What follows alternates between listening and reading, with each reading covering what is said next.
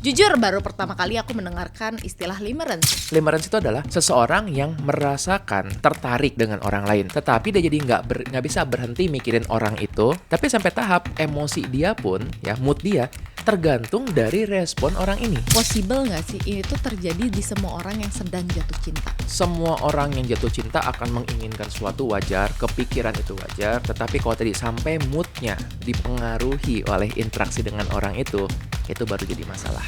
Lebih berat mana? Limerence atau obsessions? Oke, selamat datang kembali di podcast Ruang Tunggu. Kalian penasaran sama kesehatan mental? Yuk cari tahu bareng-bareng di podcast Ruang Tunggu. Karena di podcast Ruang Tunggu, kita tuh nggak cuma menunggu, tapi juga mencari tahu. Asik. Yuk mulai syuting dulu, udah siap semuanya? Siap. And action. Sebenarnya ini part 2 yang mendadak gitu, karena sebenarnya aku bingung kayak mau bahas apa gitu. Tapi kayaknya ini banyak ditanyain sama penunggu. Jadi pas aku kayak bingung mau bahas apa, aku tuh biasanya langsung buka saran-saran dari penunggu, entah kolom komentar atau link yang kalian ada dilihat di description box di bawah. Dan menariknya ada hal yang aku kayak aku baru pertama denger nih gitu istilah ini gitu. Jadi kita langsung aja ke sesi rambutan, ruang diskusi dan bertukar tanya. Oke. Mana bowl of rambutan kita? Bowl of rambutan sudah ada di ada. sini. Oke, kita lihat ya pertanyaan pertama. Ini jujur ya, entah aku udah tua atau gimana, tapi ini kayak aku baru pertama kali dengar, tapi banyak banget yang nanya. Kita rangkum jadi 3 penanya gitu, karena pertanyaannya mirip-mirip gitu. Dok, request dong bahas limerence. Apakah kamu pernah dengar istilah limerence? Ada yang pernah dengar kata limerence? Ini most requested sih kataku tuh. Kayaknya topik ini makin relevan lah di era sosial media sekarang. Tapi masih banyak yang salah paham atau bahkan belum mengenalnya, termasuk saya. Ayo kita pertanyakan tentang limerence hari ini. Terima kasih ya dok. Gitu. Oke, penanya kedua. Dok, gimana supaya kita keluar dari limerence, jatuh cinta sama potensi seseorang? Jadi kalau aku tangkap ini, limerence itu seakan-akan dia menyukai sebuah konsep dari atau idea dari seseorang. Kayak gitu. Menarik ya gitu. Pertanyaan ketiga, Dok boleh request bahas soal limerence? Lagi kan mirip. Kebetulan cukup susah nih nyari konten dalam bahasa Indonesia tentang limerence. Dan gimana sih caranya kita bedain yang mana yang masih sebatas keras atau naksir-naksir lucu, dan yang mana juga yang udah masuk ke limerence. Oke. Kayak gitu. Lihat banyak ya sebenarnya, ini tuh kayak masih banyak lagi bahas limerence dong ya, kayak gitu juga ada gitu. Tapi menurut aku ini yang paling bisa kita ulik gitu. Baiklah. Hari ini. Jujur baru pertama kali aku mendengarkan istilah limerence, tapi tadi pas di balik layar kamu bilang istilah ini sudah lama ya katanya. Sebenarnya kalau dari istilah sendiri ini diajukan oleh seorang psikolog bernama Dorothy Tennov. Nah, Oke. udah lama nih ya, kalau dari kalau nggak salah tuh 1979. 19? 79. Tuaan dia dibanding gue. Nah iya, makanya konsepnya udah lama sebenarnya. Tetapi biasanya kan memang ada suatu fenomena yang membuat istilah lama ini jadi muncul lagi. Itu juga sama waktu kita bahas tentang back burner. Oh iya. Back burner adalah istilah dapur ternyata. Tiba-tiba Iya. muncul jadi istilah cinta gitu kan. Terus istilah lain kayak situationship, ghosting, breadcrumbing. Itu kan istilah-istilah yang kayaknya ya kalau ngomongin 10 tahun yang lalu ini apa sih istilahnya? Iya. Tiba-tiba jadi muncul lagi sekarang. Betul. Prinsipnya begini, kita manusia tuh selalu butuh untuk bisa menjelaskan suatu perasaan. Menjabarkan perasaan Yes, kita ya. dengan ada istilahnya maka lebih gampang buat kita mengerti. Cuma yang jangan adalah menggunakan istilah itu jadi sebagai senjata. Betul. Kenapa sih kamu nggak berhenti mikirin dia, kan belum kenal banget juga. Iya, ini tuh namanya limerence. Nah, yang nggak boleh tuh seperti gitu. Oke, jadi sebenarnya limerence sendiri itu berasal dari kata apa dan apa sebenarnya? Baik, aku mencoba untuk mencari. Biasa kan kalau tiap kata itu ada etimologinya ya, Iya. asal katanya. Ternyata bukan dari bahasa Latin, bukan dari bahasa Yunani, tapi itu memang sebuah istilah yang diajukan. Karena lucu banget gitu, Betul. namanya limerence, seperti glimmering gitu. Nah, aku mendengar malah seperti lemon. Oh, lemon. Ini nggak bahas sesi lemon sih. Jadi limerence itu istilah yang diajukannya oleh tadi Tennov Dorothy itu, Tennov, Dorothy ya. Tennov itu untuk menjelaskan ini beda dengan cinta, dengan jatuh cinta, dengan obsesi itu pun berbeda juga. Ya, kalau secara ringkasnya, limerence itu adalah seseorang yang merasakan tertarik dengan orang lain. Wajar? Sejauh ini wajar ya. Wajar. Tetapi dia jadi nggak bisa berhenti mikirin orang itu, masih wajar mungkin. Tapi sampai tahap emosi dia pun, ya mood dia tergantung dari respon orang ini. Oke. Jadi akhirnya kalau misalnya dia mendapatkan respon, entah senyum, kalau mungkin sekarang ya, aku berpikir juga mungkin karena era sosial media kan lebih gampang untuk orang mereply, memberikan reaction. Akhirnya mood seseorang ini akan tergantung orang yang disukainya ini memberikan respon bagaimana. Oke. Dan menariknya orang ini nggak selalu memberikan respon yang konsisten. Betul. Bisa jadi dia ngeposting story tiap hari, yang di like cuma yang hari Senin sama di hari Jumat. Tapi bagi dia Iya. itu pun ngerasa, wah hari ini aku moodnya lagi bagus banget. Nah, di satu sisi mungkin terdengarnya, oh bagus dong, berarti kamu jadi bisa moodnya lebih baik. Problemnya adalah di hari Selasa, Rabu, Kamis, mood dia bisa jadi sangat turun karena dia ngerasa nggak ada mood boosternya ini. Jadi tadi limerence itu bertahap, bukan cuma sekedar dia suka, tapi sampai ada ketergantungan secara emosional. Oke. Dan problemnya orang ini adalah seseorang yang belum tentu mau sama dia atau belum tentu dekat. Makanya tadi dibilang seolah-olah dia jadi tertarik atau jatuh cinta dengan fantasi, dengan Oke. potensi. Dengan konsep. Yes, jadi dia membayangkan, wah aku membayangkan orang ini versi idealnya, dia suka sama aku, kita di masa depan. Tiba-tiba ya, baru cuma di likes doang, bayangin nanti aku akan liburan ke Swiss Oke. bersama dengan dia gitu. Oke, aku bisa menjelaskan konsep ini waktu di seumuran aku ya, mungkin Ya, yang masih cukup muda ini. Masih denial sama umur. Ada namanya being a Pisces. Gak tau kenapa Pisces tuh terkenal banget sama Pisces jangan mau untuk begini, coba ngaku bener atau enggak. sama konsep-konsep kayak gini. Kalau Pisces baru kenalan sama lawan jenis, terus dia suka, udah mikirin akad nikahnya besok kayak gimana ya. Enggak, Pisces nggak gitu, coba tulis di kolom komentar. Taunya banyak lagi bener Banyak. ngaku di bawah. Terus ada lagi istilah lainnya yang lebih jadul, dipelet, Oh, kena itu sering santet ya. gitu. Ya ampun, padahal baru kenal bentar doang, kok Ya, udah kayaknya gitu ini pakai nempel pelet banget. deh, ini kayaknya pakai santet deh, ini kayaknya pakai susuk. Karena aku nggak bisa memalingkan mataku dari wajahnya atau dari sosoknya gitu. Dan aku terlalu terbayang terus-terusan gitu. Tapi karena mungkin konsep atau misalnya that person is very attractive. Betul. Gitu. Di buku Conversation on Love itu ya nih, Natasha Lun, kalau teman-teman perhatikan ya, ini selalu jadi easter egg kita, buku yang ditaruh sini selalu berganti-ganti tergantung topik yang kita bahas. Nah, dalam Conversations of Love itu memang dikatakan seseorang tuh ketika jatuh cinta, dia jatuh cinta dengan fantasi ideal dari seseorang. Betul. Not the actual relationship, tapi fantasi idealnya. Betul. Itu yang membuat tadi ketika kita ngeliat seseorang, kita langsung membayangkan versi ideal kita dengan versi ideal dia, dan itu jadinya kejauhan mikirnya. Ya. Dan karena dia berpikir ini yang bisa membuat aku bahagia, jadi dia malah berpikir kalau itu nggak terjadi, aku nggak bakal bahagia. Makanya moodnya juga dipengaruhi oleh orang lain itu. Oke.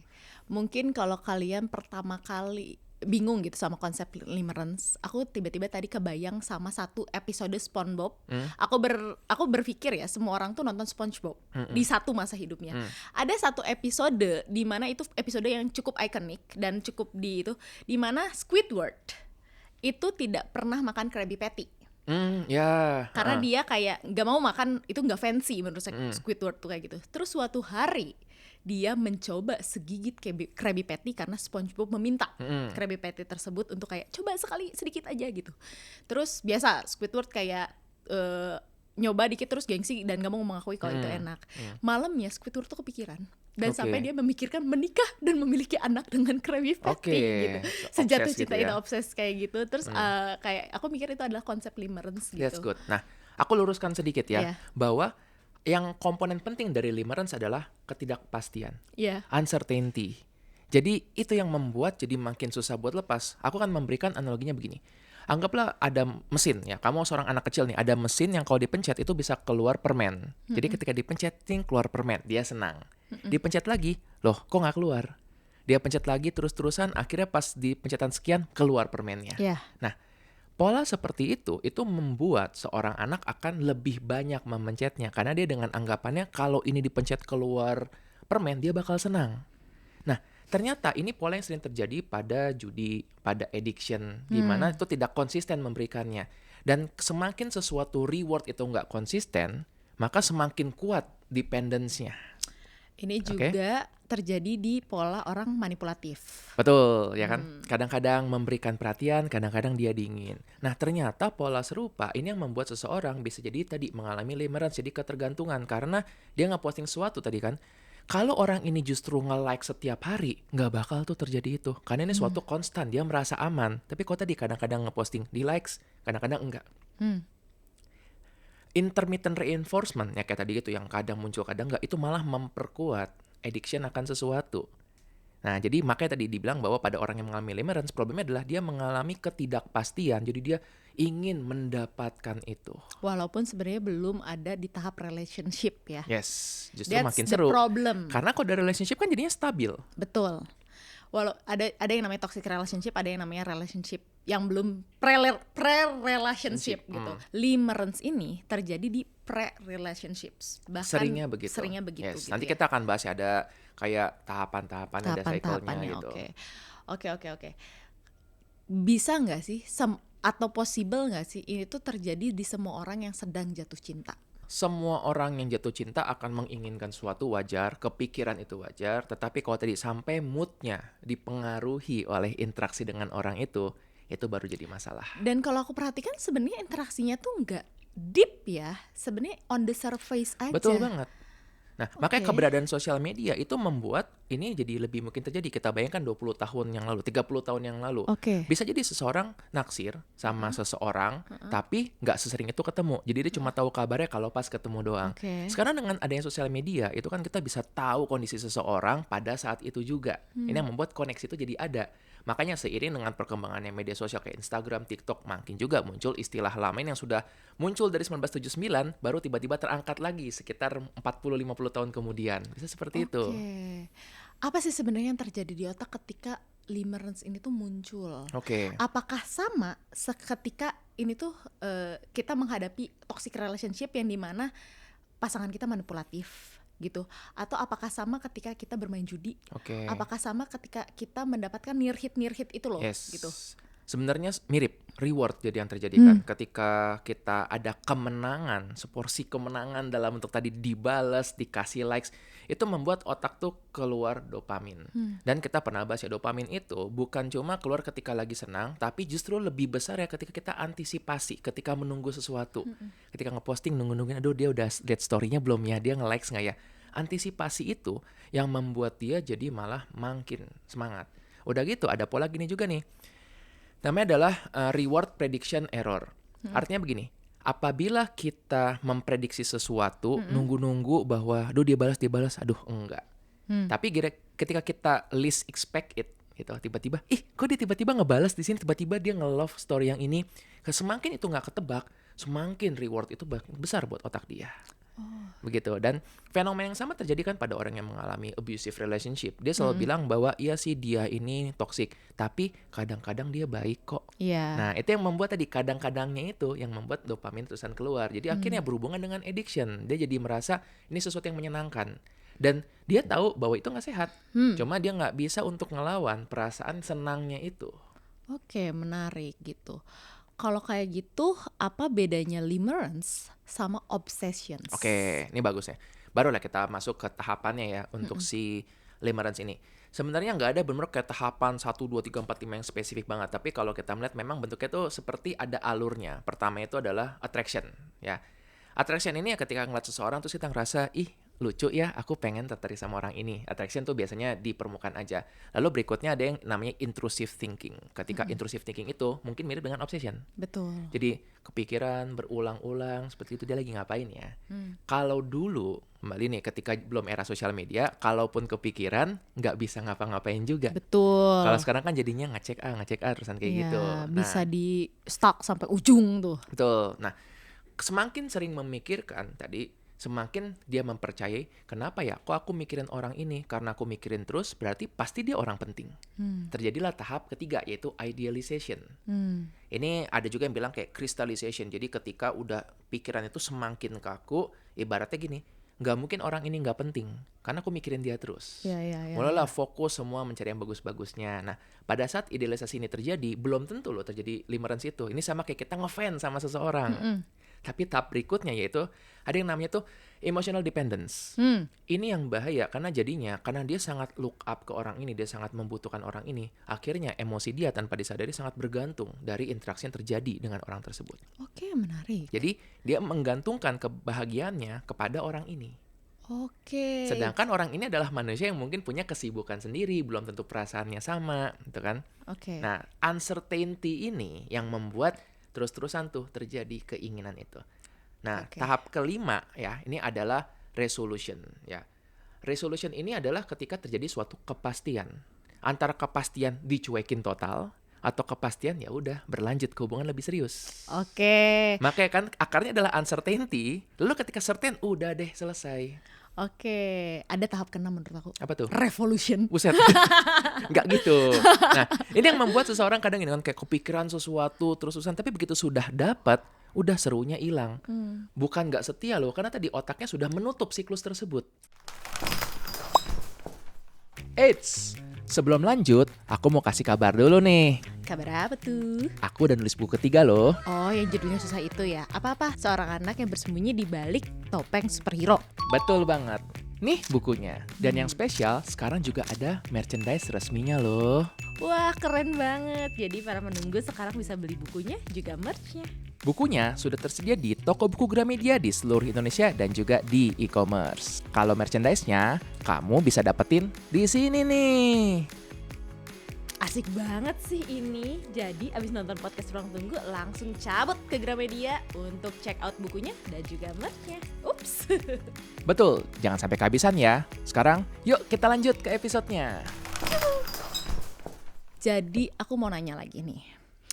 Terutama nih, waktu itu kan kita pernah ngebahas bareng Henry Manampiring. Ya. Henry Manampiring tidak suka zodiak. Lucu sekali. Menurut aku tuh kayak sebenarnya aku juga bukan aku orang yang skeptical juga gitu. Tapi menurut aku tuh ada beberapa orang yang emang kayak ini emang dijabarkan dan menurut aku tuh nyaman untuk dijabarkan melalui zodiak, SEO, MBTI dan it's okay menurut aku tuh. Tapi jangan di nurtures. Aku Yes. setuju, aku sepakat soal itu. Jangan di nurtures. Dan salah satu trait dari Pisces adalah tadi limerence tadi gitu, dia kalau misalnya suka sama konsep lalu dia akan membayangkan, memfantasikan gitu. Itu kan kayak khas banget kan dari limerence tersebut gitu, memfantasikan idea itu sendiri. Kenapa otak manusia ini nggak cuma untuk Pisces ya, walaupun sering terjadi di Pisces katanya sering kayak mengisi ruang kosong kayak dengan asumsi-asumsi atau fantasi-fantasi yang sesuai dengan idenya dia. Yes. Itu wajar terjadi. Bener, nggak semua berhubungan dengan zodiak ya. Zodiak. Kebetulan mungkin gini, yang Pisces dan memenuhi kriteria tersebut ada yang speak up, confirmation bias. Iya. Sedangkan yang ngerasa enggak dia nggak cukup punya waktu dan energi untuk memberikan testimoni tentang itu, yaudah dia skip aja langsung gitu kan. Iya, katanya ini berhubungan dengan water sign. Wits, gitu. Nah tadi mengenai tentang kenapa kita suka untuk mengisi suatu kekosongan dengan teori-teori tertentu. Itu memang nature-nya manusia. Kita suka pattern. Oke. Makanya kita dulu pernah bahas waktu bahas tentang OCD ya. Jangan dikit-dikit ketika pattern berubah langsung kita nggak nyaman, kita bilang kita OCD. Enggak, memang kita suka suatu pola aja gitu. Sekarang bayangin nih, ada suatu cerita kosong, ada cerita lagi. Oke. Kita akan merasa ini harus diisi. Oke. Disitulah ketika masuk teori apapun tentang itu tiba-tiba jadi masuk. Contoh, Oke. ada teman kita nih 2 orang udah lama pacaran baik-baik aja. Terus kita dengar kabar putus. Tengah-tengahnya kosong nih. Ketika ada cerita, kayaknya sih si cowoknya selingkuh deh. Langsung kita percaya itu. Iya. Karena itu jadi make sense. Make sense. Nah, sekarang ketika kekosongan itu terjadi, kita mau mengisi dengan apapun. Biasanya kita isi dengan pendapat kita sendiri. Kita dan memproyeksikan. informasi yang kita tahu ya. Betul, kita memproyeksikan ide, informasi kita ke dalam cerita tersebut. Makanya tuh kalau misalnya kita membayangkan, dia nge-like storyku, dia membayangkan kalau aku di posisi dia, aku nge-likes, artinya aku tertarik nih sama orang ini. Oke. Jadilah tadi tanda kutip menuduh itu. Oke. Kepedean, Iya. ya. Tetapi belum tentu orang yang di sana nge-likes atau merespon itu karena dia punya ketertarikan yang sama. Bisa jadi emang karena dia suka mungkin dengan apa yang ditulis di situ, mungkin dia suka dengan apa kelucuannya, tapi bukan berarti suka dengan orangnya. Oke. Begitu. Menarik. Nah, karena ini istilah yang aku baru dengar dan mungkin ada beberapa penunggu di sini juga yang baru dengar dengan istilah limerence ini, terus merasa terjabarkan. Dan sedikit ada rasa kekhawatiran gitu ketika sebuah sesuatu perasaan dia tuh tiba-tiba terjabarkan. tiba-tiba itu, apakah limerence ini sesuatu yang berbahaya? Sesuatu yang kayak perlu dilihat lebih lanjut gitu, perlu diperhatikan lebih khusus gitu, atau misalnya ya udah biarin aja sembuh sendiri kok gitu. Apakah berbahaya? Sebenarnya sih mengetahui ini pasti bagus ya, karena kita jadi pegang kendali. Karena ini limerence ini kalau memang tadi sudah ada fenomenanya, ya itu mau kita ketahui atau enggak itu sudah terjadi. Tapi dengan kita mengetahui itu, maka kita jadi punya kendali. Ya kita mungkin jadi menyadari tentang harga diri kita. Aku nggak bakal membiarkan diriku digantung seperti gini. Kita pernah bahas kan tentang friendzone, tentang HTS gitu kan. Jadi ketika mengetahui itu pun, oh aku dalam HTS nih. Lalu kita ngecek, aku butuh suatu kepastian. Jadi bisa untuk membicarakan itu. So knowing the concept of limerence itself itu tidak salah, atau mengetahui pun nggak salah. Yang penting adalah setelah mengetahui itu mau gimana. Yang nggak boleh adalah tadi lagi-lagi digunakan sebagai senjata. Kok kamu nggak berhenti mikirin dia sih? Iyalah, masa kamu nggak tahu itu namanya limerence gitu. Malah kita menggunakan itu sebagai reasoning. Malah jadi diwajarkan ya, di-nurture kayak gitu. Apakah perilaku ini bisa mengganggu aktivitas sehari-hari atau kayak mood kita, ataupun bikin kita jadi kayak sebel sendiri? Karena aku sendiri jujur belum pernah merasakan limerence, walaupun aku seorang Pisces, tapi tidak seobses atau tidak pernah kayak mikirin kayak aku sampai tadi mikirin kayak pernah nggak ya gitu ngerasain limerence gitu. Limerence itu sendiri kan bukan diagnosis ya, jadi kalau tanya apakah ada masalah mentalnya, limerence itu sendiri tidak, tetapi yang follow up-nya mungkin dia mengalami kecemasan, mungkin jadi moodnya depresif, mungkin jadi merasa nggak berdaya, jadi merasa helpless, hopeless. Pada akhirnya bisa jadi berlanjut sampai kondisi yang beneran anxiety ataupun depression. Tapi kalaupun terjadi pasti bukan karena cuma gara-gara cinta ini doang, tapi nanti kepribadiannya mungkin, gimana dia coping dengan masalah, begitu. Menarik. Tapi waktu aku pertama kali kenal kamu, aku langsung mikir sih mau nikah di mana. Di mananya yang Konsep nikahnya kayak gimana? Agak creepy guys. Tapi valid ya Pisces. Dalam praktik kamu ada nggak sih orang yang datang kayak merasakan atau membring up gitu masalah ini? Kalau yang terang-terangan ngomong, dok aku mengalami limerence, tidak. Ya, tapi kalau isu yang mirip-mirip dengan gini sama sih, biasanya kayak aku nggak bisa berhenti mikirin dia begitu. Kenapa terusan kepikiran, terus mungkin jadi ngerasa harga dirinya jadi rendah, jadi ngerasa kecewa, itu sih ada seperti gitu. Dan cukup umum justru. Pertanyaan terakhir, lebih berat mana? Limerence atau obsessions? Karena obsession itu sendiri salah satu bagian tadi kan ya dari limerence tersebut. Tapi sebenarnya lebih gini sih, lebih berat atau enggak itu tergantung gimana dia mempersepsikan itu. Mungkin ada juga yang dia, ya nih aku limerence nih tapi jadi lucu-lucuan, maka nggak jadi masalah. Tapi bisa juga dia cuma sebatas obsession doang, dan tadi mungkin nggak mendapatkan rewardnya, nggak di likes, tapi dia terus obses mikir gimana ya cara untuk membuat dia tertarik sama aku. Bisa jadi itu menderita. Jadi akhirnya bukan tentang konsepnya, tetapi bagaimana betapa besar dampaknya bagi orang tersebut. Selama lucu-lucuan sih menurutku ya wajar ya. Kita juga nggak pengen over medicalization of normal distress. Jadi sedikit-sedikit langsung kasih nama ini obsession, limerence. Yang penting adalah sebesar apa itu gangguannya dalam hidup kamu. Dan sebesar apa itu berdampak ya sama hidup kamu. Menarik. Dan gimana tadi ada pertanyaan kan yang tadi dari penunggu itu, gimana cara ngebedain kalau ini tuh crush lucu-lucuan, naksir lucu-lucuan, atau ini tuh adalah sebuah limerence?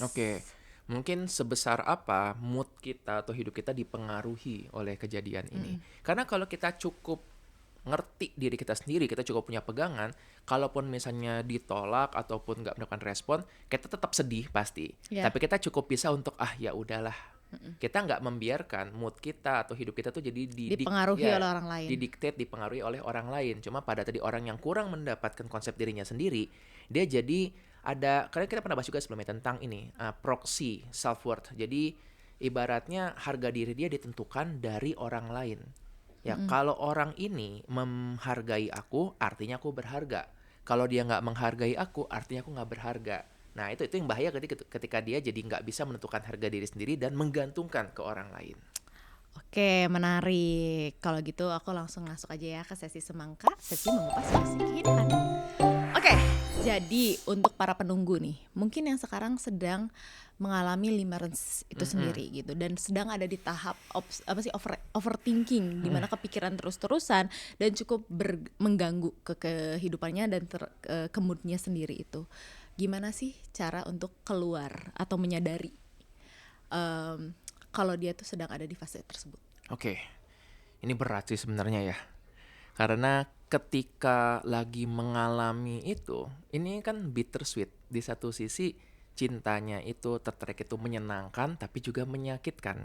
Ya, aku akan mengajak untuk step pertama, put some distance dulu, berjarak dari apa yang terjadi. Betul. Sebagian besar perasaan kita tuh ilusi kok. Ya. Benar lagi. Lagi suka banget, tapi ntar pas lagi kecewa banget. Berarti kan mood kita, perasaan kita sangat tergantung judgment.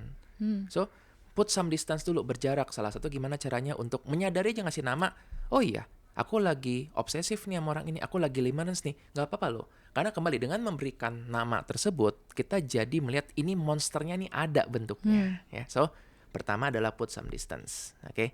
Kedua, ya, jangan sampai kita kehilangan diri sendiri ketika lagi jatuh cinta itu.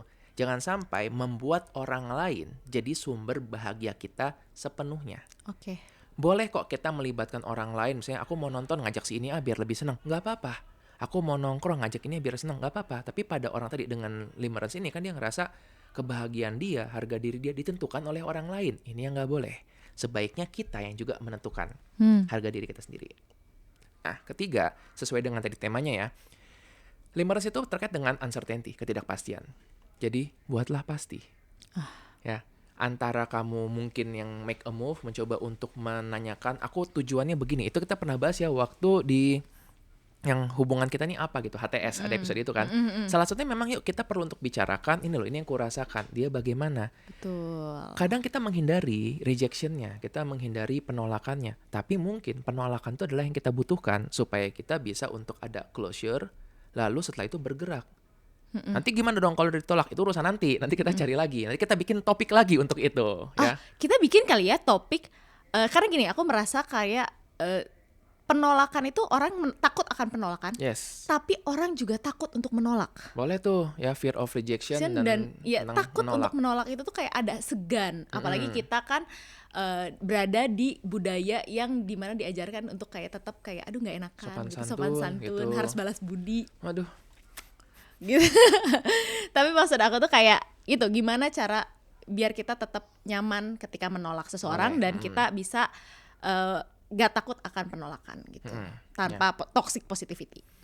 Menarik gitu, tuh untuk bahas ya. selanjutnya. Ya buat teman-teman yang tadi lagi mengalami limerence itu nggak apa-apa, dipahami dulu aja, ngobrol. Dan aku suka satu latihan gini ya, ini sering juga aku sampaikan kepada pasien dan kayaknya berapa kali juga aku sampaikan sih di podcast. Bayangkan itu terjadi kepada anak kamu atau kepada teman kamu. Bayangin kamu berdiri di pojok ruangan terus melihat kejadian ini. Melihat ini ada temanmu atau diri kamu sendiri atau anakmu tuh ngarep banget untuk di like story-nya. Terus ketika lagi di like langsung berbunga-bunga, tapi begitu nggak di like langsung cemberut. Kira-kira apa yang bakal kamu sampaikan kepada dia? Nah, kemungkinan kita sudah tahu kok apa yang harus diomongin kan. Kita bilang bahwa ya boleh kok kamu senang, boleh ngarep kayak gitu. Tapi kalau dia jadi sumber satu-satunya kebahagiaan kamu, there is something wrong. Ya, betul. Begitu. Ya. Life too short. Untuk obses dengan satu orang atau satu benda. Dalam beberapa sesi ya, aku kadang ngomong sesuatu yang cukup keras dan aku akan ngomong juga mungkin ini akan menyelamatkan kalian, mungkin ini akan mengubah cara pandang kalian. Ini take home message, berarti ini hard cut semangka. Yes. Ya. Kamu tidak butuh dia untuk hidup. Oke, itu keras banget. Damn, ya. Karena seringkali orang ngerasa aku nggak bisa hidup tanpa dia, hanya dialah yang buat aku bahagia. Tidak, kamu tidak butuh dia untuk hidup. Tapi memang ada lanjutannya. Dengan adanya dia, mungkin hidupmu lebih menyenangkan, mungkin lebih lebih berkualitas. berkualitas. Tapi bukan berarti kamu tidak bisa hidup tanpa dia. Kamu nggak bisa hidup tanpa oksigen, tanpa air, tanpa makanan. Tuh bener tuh. Ya tanpa otak. Ya, ada sih beberapa orang. Ada sih beberapa ya. Nah, beberapa lain kayak misalnya, itu pun sama juga. Kita bisa melihat bahwa tentang misalnya internet. Ya. Manusia bisa hidup tanpa internet, tapi memang susah. dengan adanya internet lebih mudah gitu, lebih enak gitu kan. Manusia nggak bisa hidup tanpa e-commerce atau tentang ojek online. Bisa hidup dengan itu, tapi lebih mudah ya. Jadi susah menjalani hidup tanpa mereka, lebih mudah ketika ada mereka itu. Oh, menarik. sebelum kenal mereka, apapun itu, e-commerce, internet ataupun apa, hidup kita baik-baik saja. Betul. Tapi kenapa setelah kenal, hidup kita seakan tidak baik-baik aja tanpa mereka? Padahal kan kita pernah hidup tanpa itu. Betul. Karena otak kita adapt kan bahwa oh ini sesuatu yang menyenangkan dan aku harus menjaga ini. Kadang tadi kata harusnya itu tuh. Sama kayak konsep sama manusia, sebelum kenal dia, kamu baik-baik saja. Kenapa setelah kamu tahu dia, kamu jadi moodnya tergantung dia. That's something you have to questions about gitu. Tapi ada satu hal ya, ada satu tergantung yang bagus sih. Apa? Tergantung dengan uploadnya podcast Ruang Tunggu. Betul. Nah, Jadi kalian nyalain notification button-nya jadi nggak ketinggalan sama podcast Ruang Tunggu. Jangan lupa di subscribe juga. Jadi kalau kalian ada masukan tentang hari ini seperti limerence, kita bisa langsung bahas di podcast Ruang Tunggu. Mantap, mantap, mantap. Jadi share ke teman ini, share video ini ke teman kalian yang mungkin atau diri kalian yang sedang merasakan limerence. Ternyata ada istilah-istilah seperti ini untuk perasaan-perasaan yang sebenarnya aku pikir itu kayak normal. yes. Tapi ternyata ada penjabarannya. Terima kasih Dokter Andrea sudah banyak banget menjelaskan. hal-hal yang kita nggak menduga itu bakal ada gitu ya. Sebenarnya kan limerence ini Mas 74 kilo.